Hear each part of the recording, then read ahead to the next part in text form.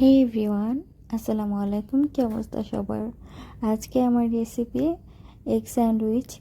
Bakery স্টাইলে এই স্যান্ডউইচটা কীভাবে আপনারা বাসায় বানাবেন সেই রেসিপিটাই আজকে শেয়ার করছি।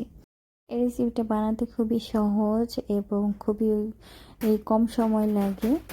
বেশি সময় লাগে না। আপনারা সকালে নাস্তায় খেতে পারেন অথবা টিফিনেও এটা নিয়ে যেতে পারেন। বাচ্চাদের টিফিন এটা দিতে পারেন, বাচ্চাদের সন্ধ্যা নাস্তায় দিতে পারেন। এটা বাচ্চারা খুব পছন্দ করবে।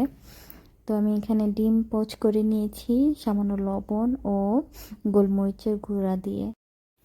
ডিমটা উল্টে পাল্টে ভেজে নিব।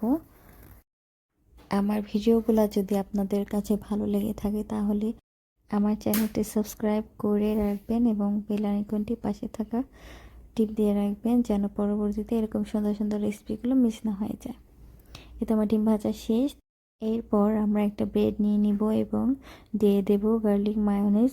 এই মায়োনিজটা আমি আগেই বানিয়েছি, আমার চ্যানেলে অলরেডি দেয়া আছে, আপনারা চাইলে দেখে নিতে পারেন। এরপর আমি প্রথমেই দুইটা ব্রেডের মধ্যেই মায়োনিজটা দিয়ে দিলাম। এরপর উপর দিয়ে দিব শসা স্লাইস করে রাখা। এরপর দিয়ে দেব উপরে আমাদের সেই ভেজে রাখা ডিম।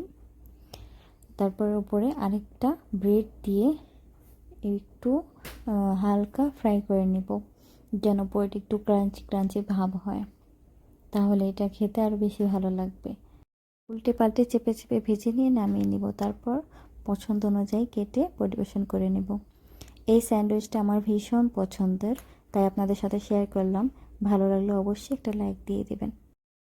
এই তো আজকের মতো এই পর্যন্তই। দেখা হবে নেক্সট কোনো ভিডিওতে। সবাই ভালো থাকবেন, সুস্থ থাকবেন। আল্লাহ হাফেজ।